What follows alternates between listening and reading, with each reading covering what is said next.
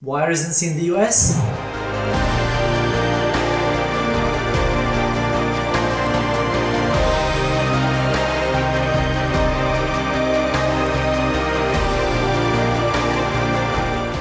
Simply because it's the best. Hello friends, if you're new here, my name is Malka Assad, a plastic surgery resident in the US, and in this video I'll discuss in detail the structure of the US residency system compared to other countries and convince you why the US is the best place to do your medical or surgical residency. Before we get started, go ahead and check out our research course and the different services we provide for pre-med students applying to medical school and medical students applying to residency in the US. And now, let's get started. So why residency in the US? Many medical graduates, when they think about doing residency outside their home country, they seek different reasons. One of them is education. So that's why I decided to start with this important factor whenever you're deciding about a place to do your residency. And we can't talk about the system in the US without talking about the ACGME. Some might not be familiar with the ACGME. The ACGME is that body that gives the accreditation, the kind of check box that a program meets certain criteria. So when you apply to the match, most applicants apply only to ACGME accredited training programs, which means if you train at a program that is ACGME accredited, you guarantee yourself a baseline of good training. Although some programs might be much better than other programs in the US, but as long as a program meets the ACGME criteria, that program gives you good training. That differs from other countries around the world where there is a huge gap between different programs. In some programs, you might get amazing training. In other programs in the same country or sometimes in the same city, you might not get adequate training. And that's what makes the United States training very unique, is because most programs, especially for residency, meet the ACGME criteria, and you guarantee yourself, since they follow the ACGME criteria, that they give you good training. So the ACGME kind of checks that the programs have a baseline, a good baseline to train competent residents in medicine, surgery, or different specialties, and also continues to check. So it's like not only the program is approved and that's it, they continue to check the program based on different levels, the training, the quality of life, wellness, abuse, any harassment. And I myself as a resident received a survey, and I'm not the only one who receives that. Every resident around the US who is in an ACGME accredited training program received this survey. And this survey asks you so many questions about your training. Are you satisfied with the program? Would you like to choose another program if you had the chance to?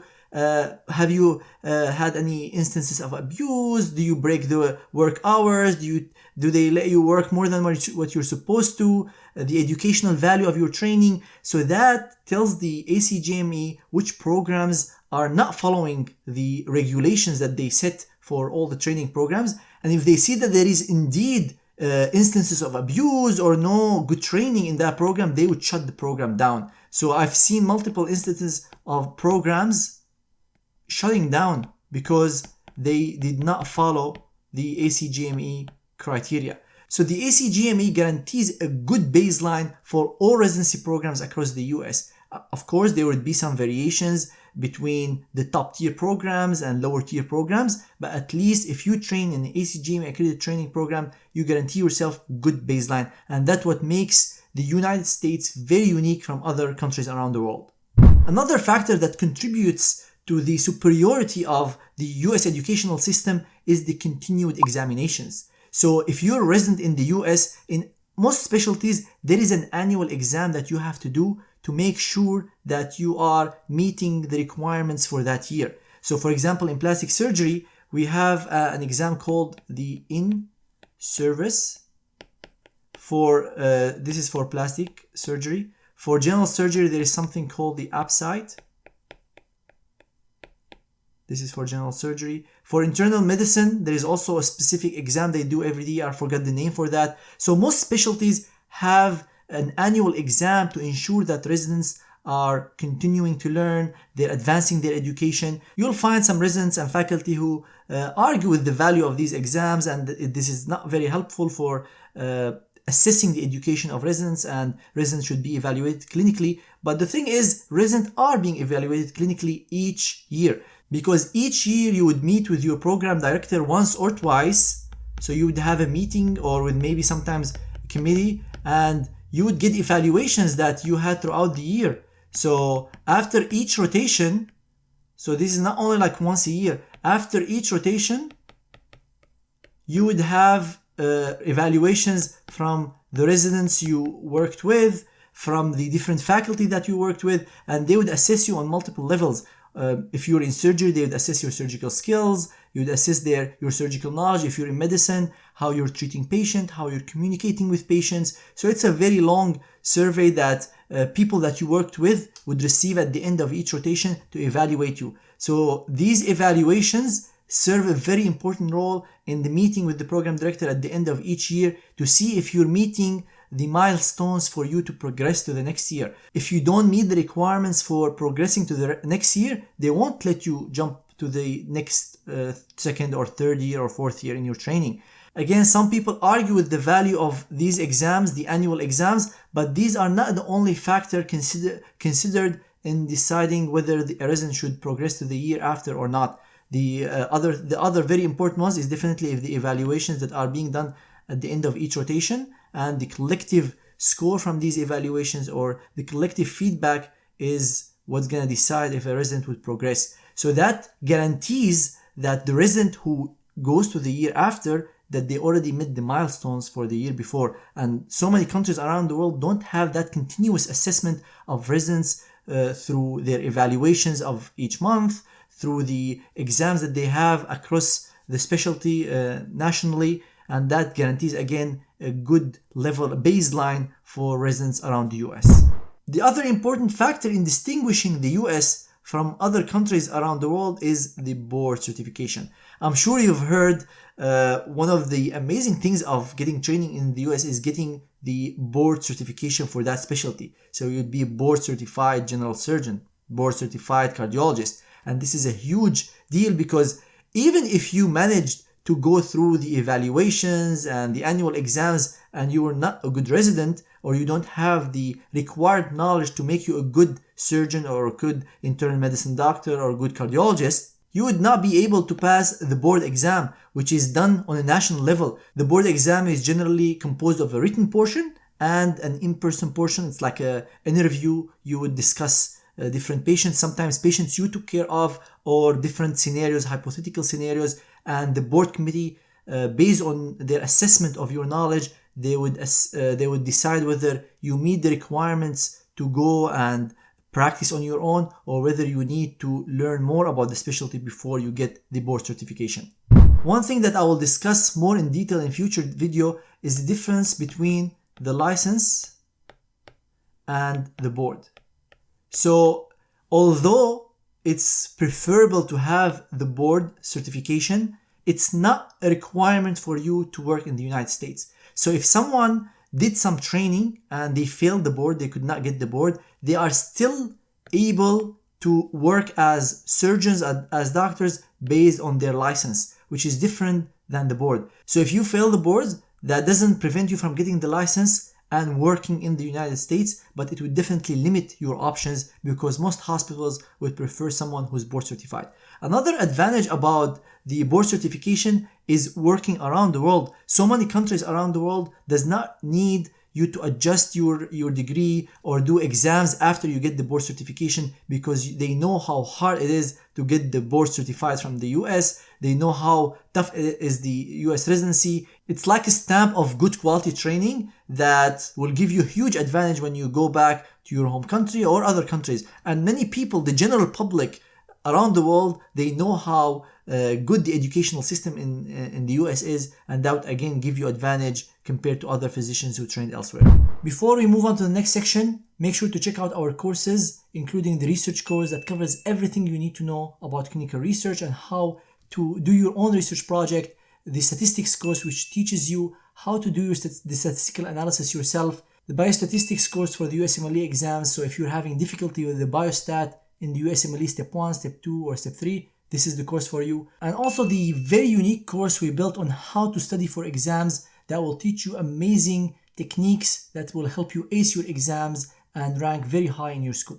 All our courses are 100% refundable, so if you're not satisfied, you'll get your money back, no questions asked, and you can check the great experiences of prior students who participated in these courses on our review page on Trustpilot. Now let's move on to the next point in our discussion about the advantage of the educational system in the US. And in my opinion, the idea of having one match is great advantage system in the US, especially for international medical graduates. If you're not familiar with the idea of one match means all applicants around the US, international medical graduates, Canadian students, US students, all of the applicants generally apply in September. So the application cycle opens in September. Then in October, November, December, generally until January, you would do your interviews. So you would receive the invitations for the interviews, and then in the period from October to January, you would start interviewing with the different programs. In February, generally the programs put their rank list, which means they decide on which applicants they want, and applicants are notified about the results of the match in March. So in March, the applicants know in which program they matched, and they start residency in July. So this is the general timeline for the match. So which means all applicants apply at the same time, interview at the same time, all spots open and close at the same time, which in my opinion, especially for international medical graduates, is an advantage. Because if you're applying from outside the US and you're a foreigner and coming to a system where spots open all the time and you don't know which hospital opens where and whether a spot is here or whether a spot is there, it makes it way more difficult for you to get in the system compared to a system where all the spots open at the same time and they close at the same time. So it's more predictable. This is very different from so many countries around the world in which the spots open randomly. Each hospital has an open spot at a different time, or they take residents at different timing, and these positions are taken based on first come, first serve. So if you apply at the right time and when the position opened, or if the position has been open for a few days and you applied and there were no other applicants, you take the spot. Where if you applied and the position just filled last week, you have to search for another one and so on, sending emails in the country that you're coming new to. It's very challenging. So that's why I prefer this system in which all applicants apply at the same time, interview at the same time, they pick the best applicants, and then they go on with whoever is going to be filling these positions for their spots. And that goes in our next point about the fair competition. In a system where everyone applies at the same time and they interview at the same time, the best applicants are chosen for the spots because you're competing against all the other applicants. But in a system in which spots open randomly, people might be chosen because they just applied and the position opened a few days back, and you might apply a few days later and you might not get the position because it was just filled. If two people apply at the same time, they would definitely choose the best, but because of the unknown time of these spots opening and closing, you might not be applying to these positions, or although you might be qualified. So people who are qualified might miss good opportunities because they didn't apply in the right time at the right place. That's why, in my opinion, having a match system in which all people apply at the same time gives more fair competition compared to the random system. Another very important thing when talking about the fair competition is the exams qualifying you to go to the match. And if you're not familiar, a short background about the USMLE journey: if you are someone who is interested in doing residency in the US, you need to do the step 1, step 2 CK, and OET exam for international medical graduates. There used to be something called the step 2 CS that was cancelled because of COVID, and the step 3 exam is required for you before your PGY2 or PGY3, but is not a requirement for you to apply to residency. So that's why the step 3 is not a requirement for you to apply to residency. You can have it, you can finish it, get a good score, but it's not required to apply. You need it to transition from PGY2 to PGY3, but it's not required for you to apply.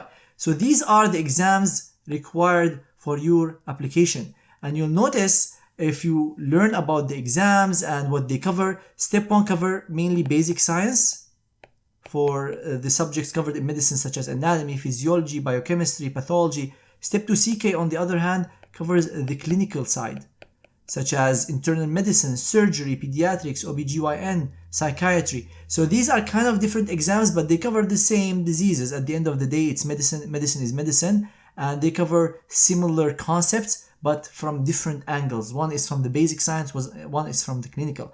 And if you start to learn about the process, you'll notice that step 1 used to be the most important factor in screening applicants for a residency spot. So if you get a good score on the step 1 exam, that guarantees you a higher number of interviews compared to applicants who did not get a high step 1 score. Now the step 1 has transitioned into a pass-fail, so there is no score anymore. So that advantage of having a score, if you see it as an advantage, so many people would argue with that, but the advantage of having a score is not there anymore. Because in my opinion, if you are a good applicant coming from anywhere around the world, even sometimes from US schools that are not very prestigious, if you're a good applicant or an applicant who has good medical knowledge, you would study more, dedicate more time, you work harder to get a higher step 1 score, which kind of covers some of the disadvantages that you had coming from a school outside the US or coming from non-prestigious medical school inside the US.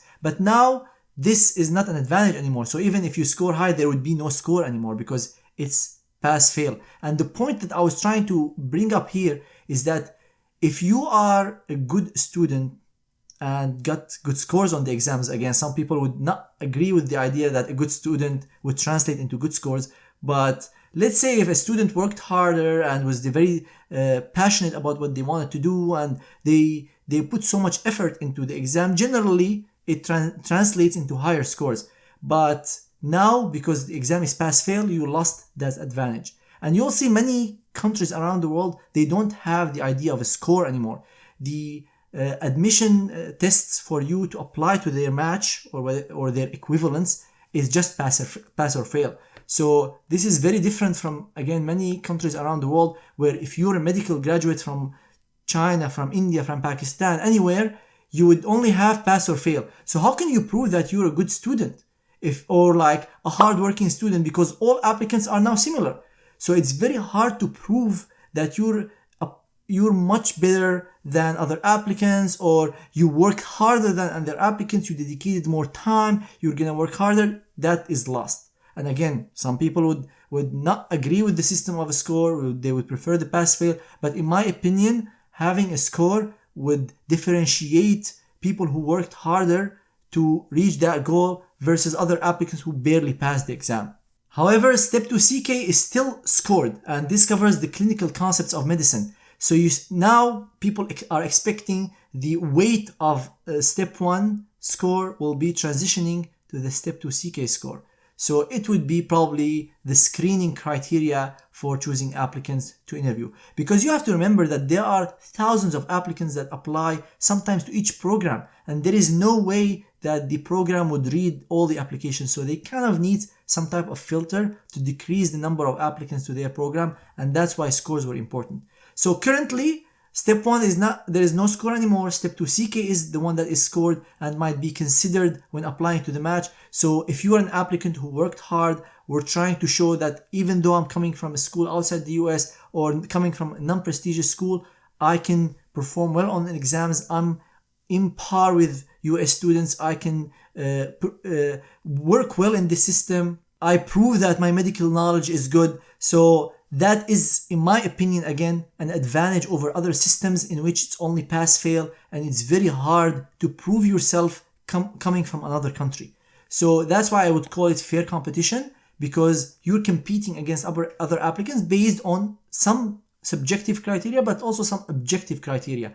The step 1 is not an objective criteria anymore, it's only pass-fail. So step 2 CK is going to be the objective criteria that applicants from around the world and inside the US would probably compete in order to be selected for that screening process. The OET exam, generally the score doesn't matter too much, at least for now. So the main one is going to be the Step 2 CK. Another advantage of the US system is the length of residency. Generally, I would say the US residency years are not very long compared to other countries. So you'll see some countries in which you'll do 2 years in the beginning, as in the UK, then you would do 3 years, for example, if you want to do surgery, and then you would do 5 years. So that equals to almost 10 years compared to the US, where it's only 5 years of general surgery. For example, plastic surgery in the US, it's 6 years compared to, for example, again, UK, where it's 2 plus 3 plus 6. So that's almost 11 years.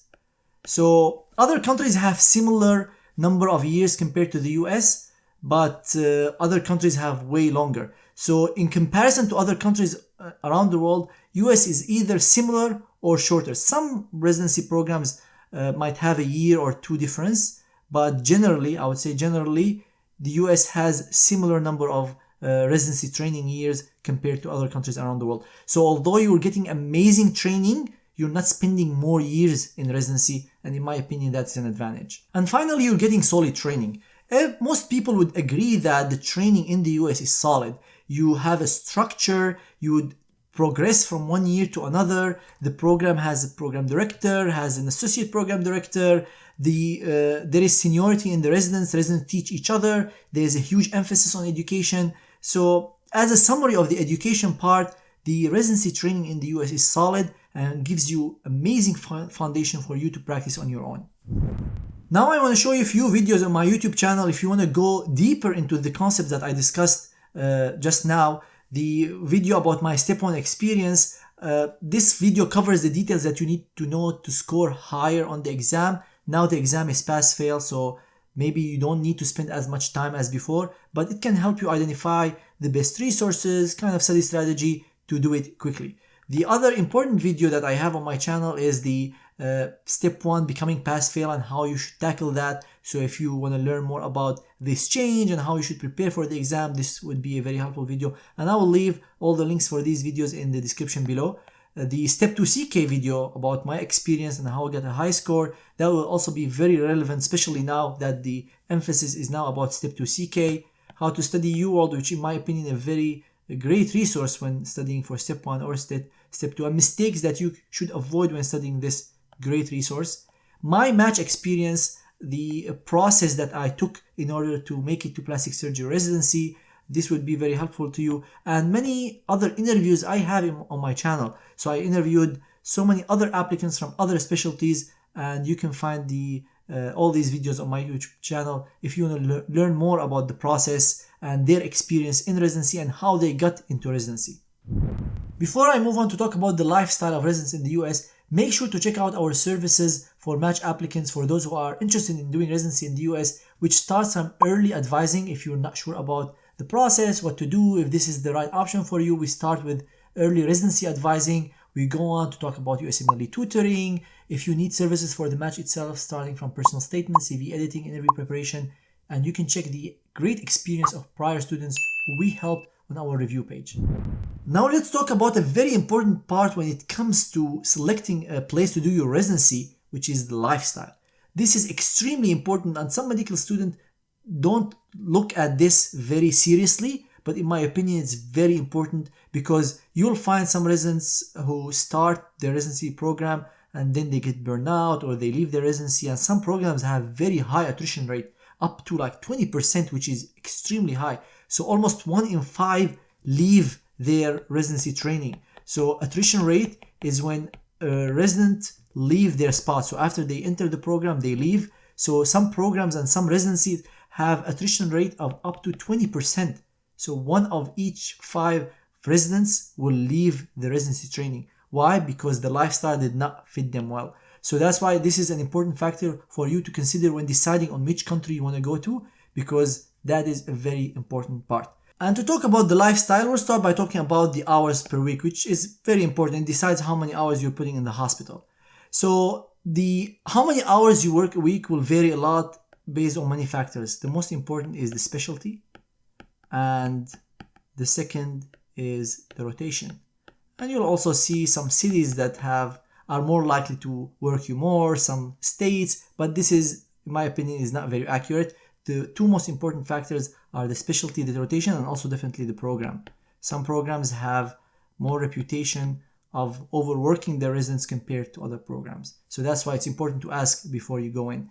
As you know, the specialty is something you cannot control. Some specialties, they have to work more hours. And these are generally known like surgery, for example, neurosurgery. Generally, surgical specialties have longer work hours compared to medical specialties. So if you're an internal medicine resident, you might be working less hours than a surgery resident. But the good news is, from the ACGME, there is a requirement that the max number of hours each week per resident is 80 hours. So you have a max of 80 hours a week, which is still high. In my opinion, 80 hours is still a lot of hours, because if you divide it on 6 days, we'll talk about the number of days, 6 days a week, that's over 13 hours a day, which is, again, a lot of hours.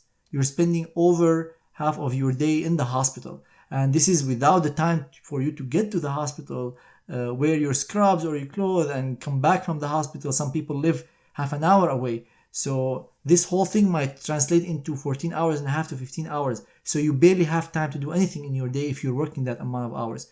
And the hospitals are allowed to have you work that number because the max is 80. So if you work 79, you're still within the allowed number. But you'll see that so many specialties don't reach even 70 or even 60. Some specialties you work around 60 hours a week. Some specialties you work around 70 hours a week. But generally it's rare for specialties in the US to work less than 50. So less than 50 is, I would say, is rare, but you might find different instances and different situations. And that is different, very, very different from other countries around the world. Because if you look, for example, at UK, if this information is still up to date, I think that the number of hours, the max number of hours is 40 hours a week. Some other countries have like a 60-hour mandate, max of 60 hours, which is a lot. 20 hours a week is a lot. You might think, oh, this is not a big difference, but this is a huge difference because these are the 3 extra hours that you can do stuff in your day. So that's what I'm saying. The US generally has longer work hours and they have a higher max compared to other countries. But some people might prefer that because they would say, I would get better training. I've heard some instances from the UK, they would say they would not allow us to stay in surgery because we would be breaking the hours, so I would be losing on a learning opportunity, which I can see the point of, but also wellness is important. So you have to see, are you someone who's interested in working a max of 80 or you prefer a max of 40 or 60? Because you will be living for years along these hours. If you're in a neurosurgery residency, neurosurgery is 7 years. So are you okay working up to the 80 hours for 7 years? Or you prefer a chiller program or a chiller country? So this is a very important factor for you to consider. Another factor when it comes to lifestyle is weekends. Many countries around the world, and they would get shocked when we tell them that residents in the US work 6 days a week. This is in contrast to other countries where they work 5 days a week. So this is a big difference. Having an extra day a week is a lot of free time. And it makes a big difference between maybe you being well rested, happy versus burned out. So if you're someone who is okay with working 6 days a week, that's fine. The US could be the place for you. But if you're someone who definitely need 5 days a week, maybe you have to consider other countries. From my experience, 6 days is very doable. You can still have some time, and the evidence for that is that I'm recording videos, I'm studying for my exams, I'm doing things in the hospital, going out. So in my opinion, 6 is still doable, but some people might not function at only 1 day a week, in which you have to do grocery, laundry, study, catch up on things. So this is also something to consider. Now going to the vacations. So other countries around the world might have longer number of days off. Generally in the US, they would allow you to take 3 weeks of vacation. And these 3 weeks, you generally don't take separate days. So you can't take a day here and a day there and 2 days in another week. Generally, again, this might vary by program, by state, by the city, but generally they would require you to have 3 1 weeks, which means you take, for example, Monday through Monday, that would count as 1 week.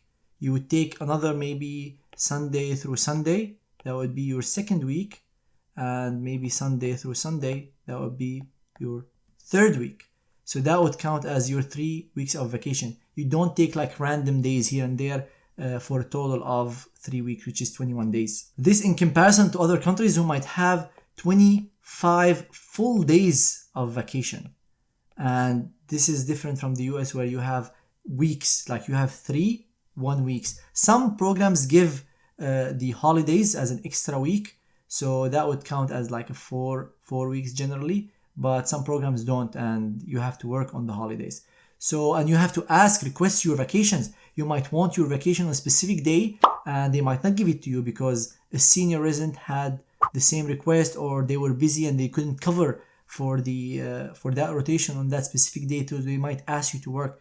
So it's not guaranteed if you want a vacation on that day that it's going to happen. So you have to request it months in advance, and they might approve it, they might not approve it. Generally, and I'm saying generally, they are understanding the situation that you want a vacation for a specific reason, especially if you have a legitimate reason. Generally, they would understand and they would approve it, but it might not work. So this is also something to keep in mind. Something to keep in mind, vacations are different from sick leave. So if you get COVID or you're sick and you're off for a few days, that would not count as your vacation.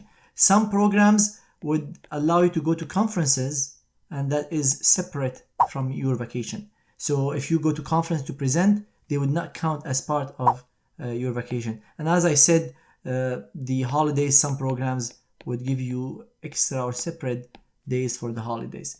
So vacation, it might be similar to other countries, it might be shorter. I know that some other countries, especially in Europe, they would give them longer vacations, approach a month, maybe an extra week or 2, and that makes a big difference because you would be taking maybe a vacation every 3 months instead of every 4 months. And one thing to mention regarding lifestyle is residency activities. So generally, residency programs in the US try to arrange things together, maybe once or twice a year, organized through the program. They would have a wellness activity. Not all residency programs have that, but when they do, it's really cool to go out with the other residents on the expense of the program. Before we move on to the next section, in which we will discuss the salary and benefits of residence in the US, make sure to check out our courses, the one about research, covering everything you need to know about clinical research, the one about statistics, which will teach you how to do statistics on your own, the biostatistics for the USMLE exam specifically, so you can ace that part, the biostat part on the USMLE exams, how to study for exams. This is a great course in which will teach you how to ace your exams and how to rank high in your school. And we have also a course about the CCS part of the Step 3 exam. All these courses are 100% refundable if you're not satisfied, and you can check the great experience of prior students who took part in these courses on our review page. And I'll leave the links for all these courses in the description below. Now let's talk about the salary and benefits of residence in the US.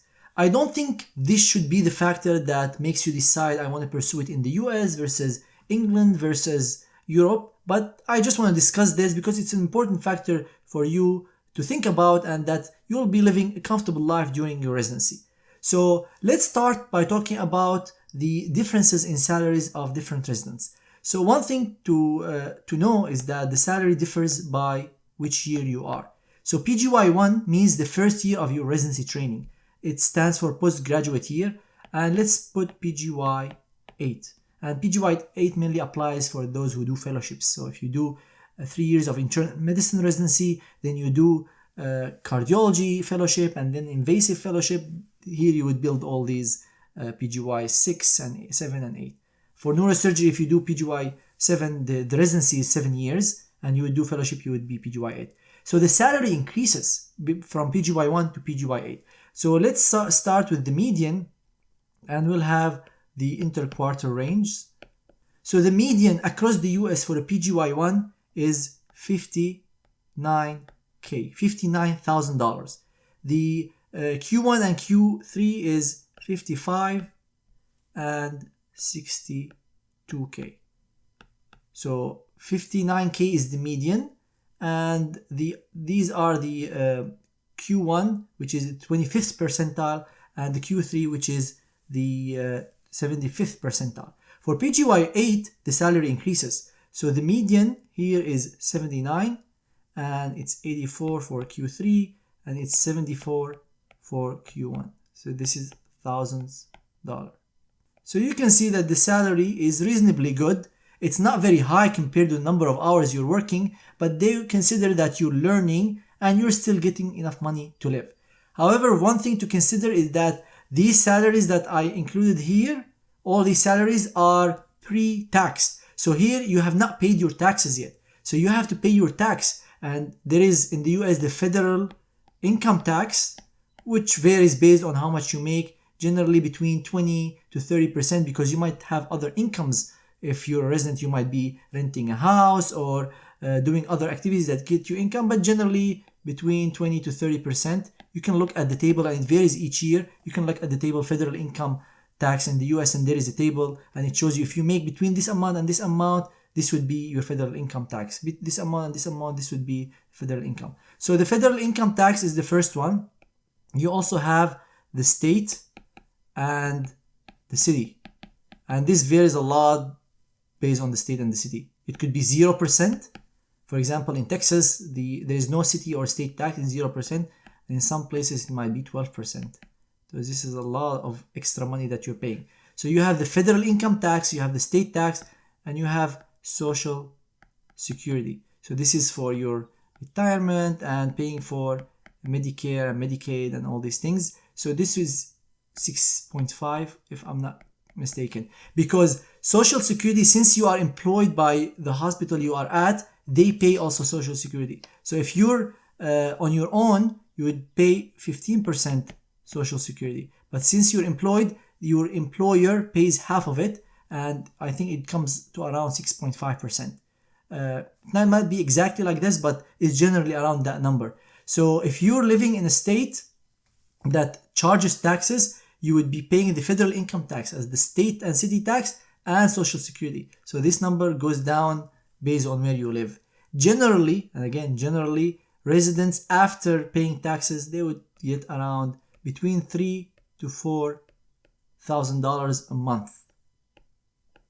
And in my opinion, that is more than enough to live. Depends on also what quality of life. If you want to live in a very fancy apartment complex and eat every day in a restaurant and in the hospital without making your own food, if you want to go to fancy places, this would not be enough. There is no way $3,000 to $4,000 would be enough.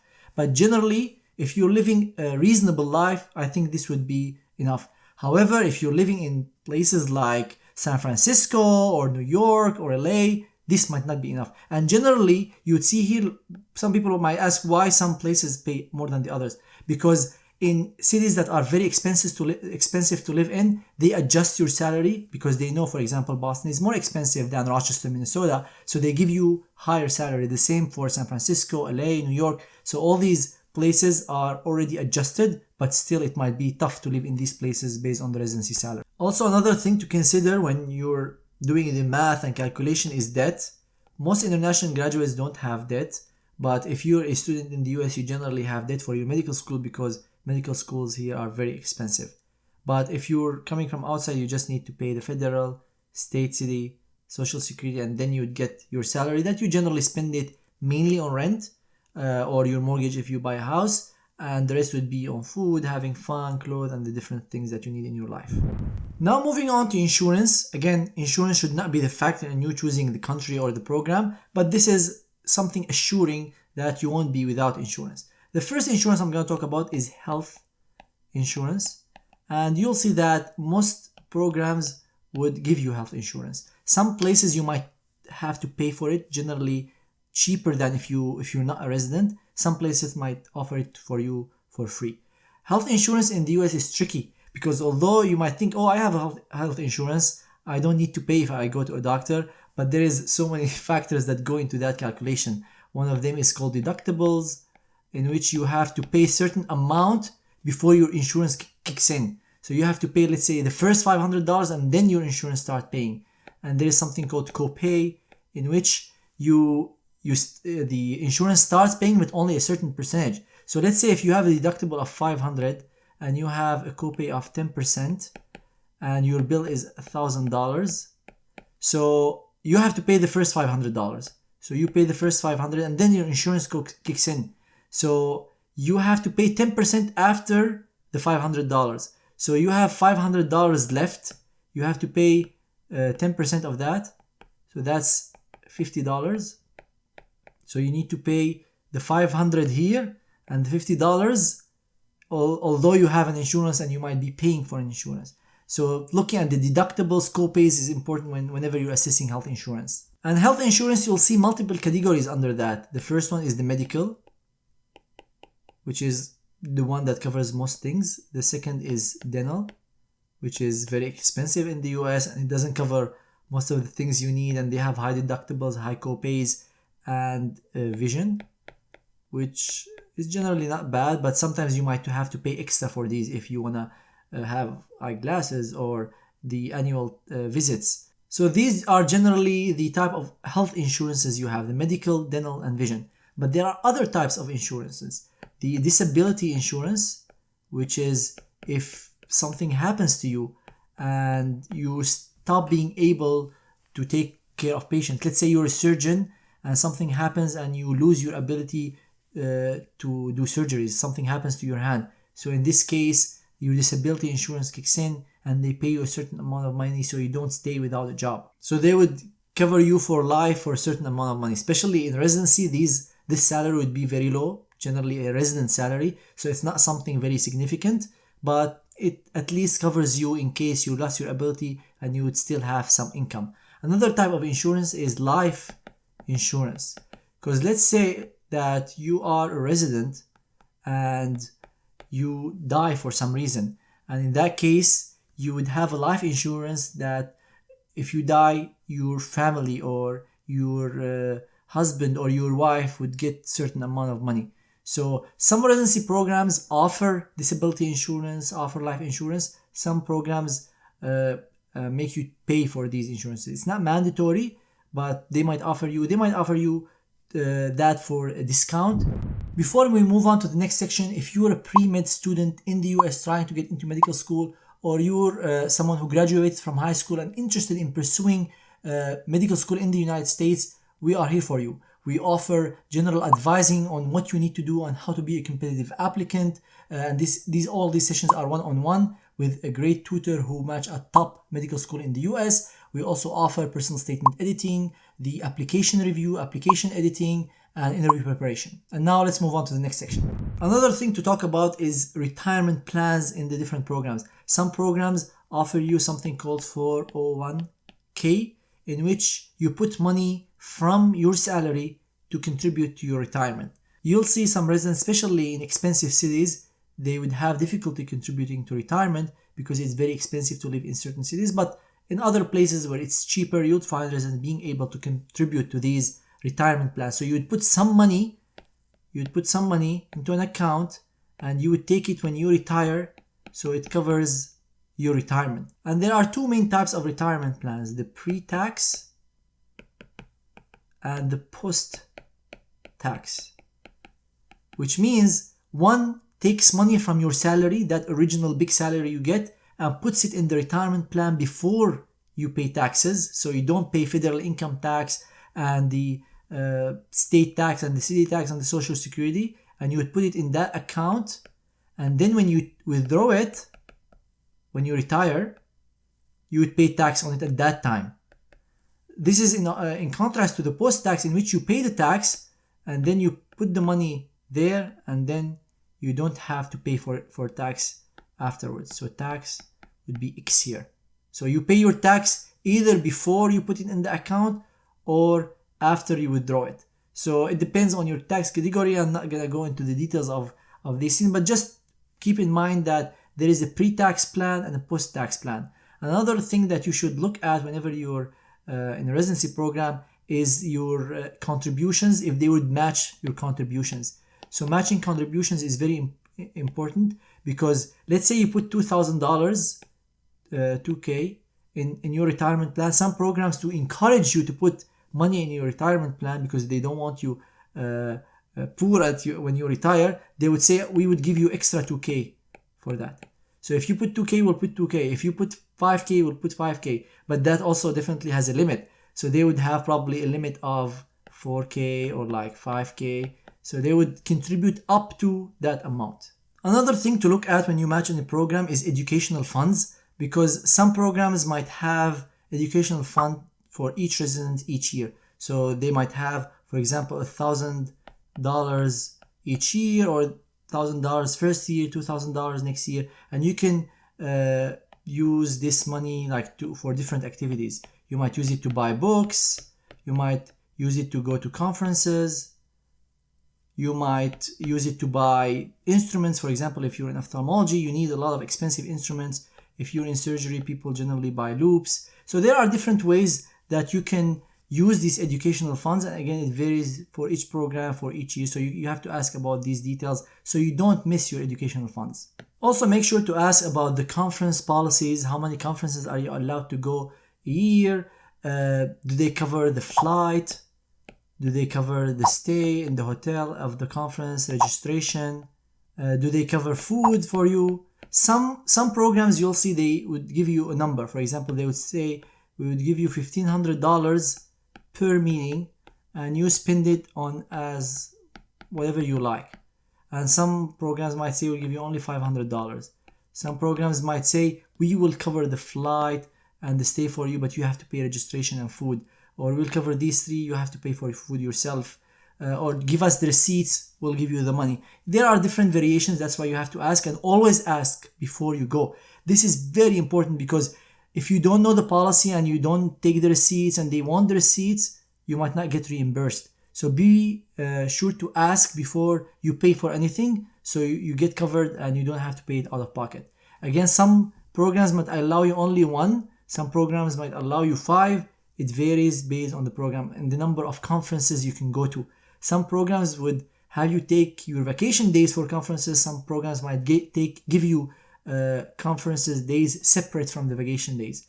So these vary by the program. There are no ACGME requirements for a program to fund you for a conference. That's why it varies a lot by program. Before we move on to the next section, make sure to check out our services in which we help medical students in the US or outside get into residency in the United States. That starts from early advising to answer any questions you have about the residency process, what do you need to do, whether this is the right option for you, going into USMLE tutoring, helping you with the application process itself regarding personal statements, CV editing, interview preparation, or even help you with your rank list if you have any questions about that. And you can check the great experience of prior students who we helped match in the US and get into their dream residency program on our review page on Trustpilot. Now moving to talk about the resources. We can't talk about doing residency in the US without talking about the amazing resources available for residents, people going into residency, and afterwards if you want to be a doctor here and work as a physician or a surgeon. So one of the most important ones, the advantages of doing a residency in the US, is definitely research, because the amount of funding available in the US for research is higher than anywhere else in the world. Definitely there are good research done in different countries around the world, but the amount of funding available in the US is significantly different than other places. The money can come from the NIH, Department of Defense, local organizations, or from the same institution. And don't expect to get huge funds whenever you're starting your residency, especially if you don't have a significant research experience. But it takes time to get these things. Some people might get them in their second, third year. Some people might get them in their 10th year or after they start practicing. But if you're someone who's interested in doing research, US definitely is an advantage. If you do residency in the US, that would give you an advantage, because you have access to these resources, especially research resources, amazing labs, amazing opportunities, big companies. There's I forgot to mention, there could be funding coming from industry, and there are multi-million/billion-dollar companies interested in doing research, and they might be interested in funding your research, or you would be working with industry in their companies or within your institution to be able to do research. So I don't need to talk a lot about the advantage of research in the US, because there are amazing resources that can help you build your lab or your research endeavor that you want to build. So definitely research is an advantage in the US, and if you're someone who's interested in that, definitely you can pursue that, not only in basic science, but in technology or clinical research, large databases that you can take advantage of. Another amazing resource you have access to when doing residency in the US, especially in the big programs, is the clinical knowledge of the people you're working with. Especially again in the big programs, you would be working with leaders of the field, people who change what other people do around the world because of their research and their clinical expertise. So if you would be working with them, you would take their clinical knowledge and give it to future medical students, residents, and also better care for your patients. So that's a huge advantage of the US. You would find more leaders of the different fields of medicine in the US. Also, cutting edge technology. You would be working with great resources, amazing imaging techniques, radiology, labs. So all these technology, or like the advancement in medicine, they start here and people have access to them before any other country around the world. Definitely not every technology is found in the US, but even if it's found outside the US, you would find US hospital taking it if it works very fast to implement it here. So having access to that type of technology and having access to people who are leaders in the field in their clinical expertise and their research knowledge would give you amazing clinical experience when doing your residency. And finally, regarding the resources is the educational resources. You'll find that most big hospitals have access to all the PubMed database. They have access to great books, great resources that you can learn from, labs. For example, if you're in surgery and you need an anatomy lab for cadaver dissection, most hospitals have that. A microsurgery lab, for example, in my case, in plastic surgery, you need a microsurgery lab to practice microsurgery if this is something you're interested in. So you would have multiple resources that help you be a better doctor and learn from these resources. Also simulation labs, this is becoming very common to simulate different cases, different surgeries, and there is so much research going in there to help improve resident education through these resources. So you would have immediate access to these resources once they become available. So the structure of the US system, along with the educational, clinical, and research resources available for residents, make, in my opinion, the US system, again as a system, not as a single program, make the whole system the number one in the world. Before we move on to the next section, make sure to check out our services in which we help pre-med students get into medical school and medical students get into residency in the US, and our courses that cover research, statistics, and how to study for exams. But as everything in life, nothing is perfect, so every system has its advantages and disadvantages, and that's why I want to dedicate the last portion of this video to talk about the downsides of doing residency in the US. And this is something we already discussed, the idea of the long work hours, and so many find this as a downside of residency in the US. The max of 80 hours a week, some people find that long, and the idea of 6 days a week. But on the other hand, some people find this as an advantage because you would have time to hone your medical and surgical skills before you go on your own and practice. Regardless of my opinion on this, you have to decide if this is something you want to pursue or not. If you're someone who is able to work 80 hours a week, 6 days a week, or not.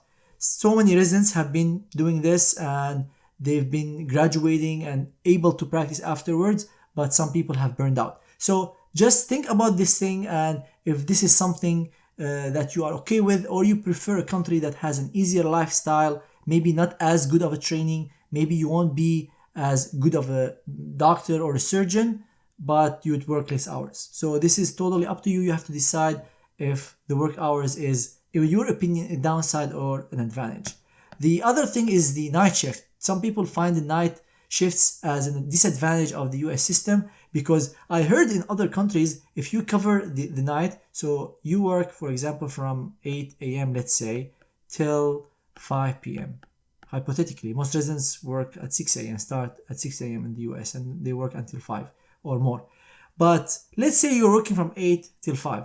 There is someone who's supposed to cover the hospital from 5 till 8 or from 5 till 6, depending on when people switch. So This time is the night shift.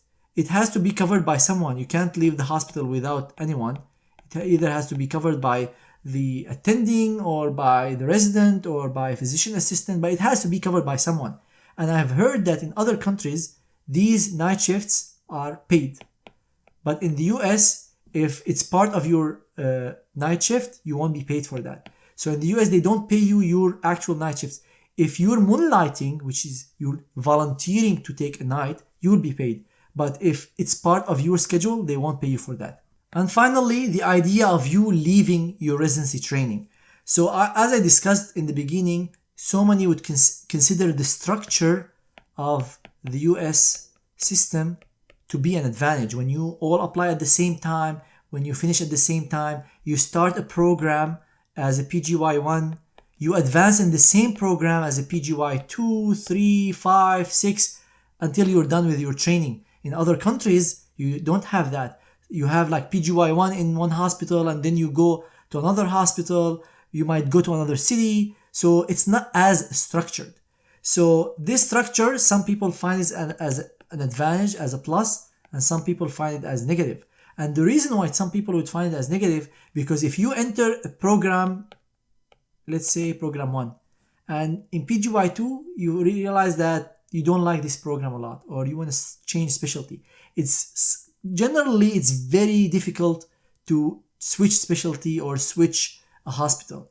It's not impossible. So many people have done that, but it's generally difficult because when you switch, let's say from PGY2, you go to program 2 as a PGY1 or as a PGY2, people would question that. They would ask you, why did you switch? Why did you change specialty? Why did you not like the program? They might think that there is something wrong with you, not with the program. So that's why having that structure would make it more difficult to change or transition, while in other systems, you're already changing next year or the year after.